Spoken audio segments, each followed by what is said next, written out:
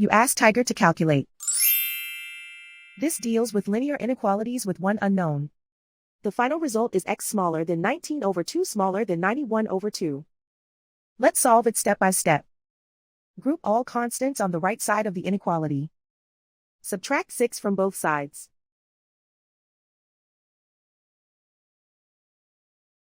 Simplify the arithmetic.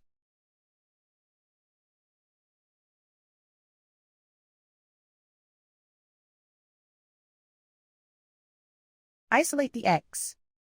Divide both sides by 2.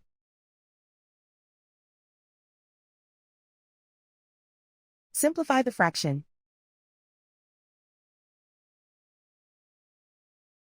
Plot the solution on a coordinate grid. And so the final result is x smaller than 19 over 2 smaller than 91 over 2.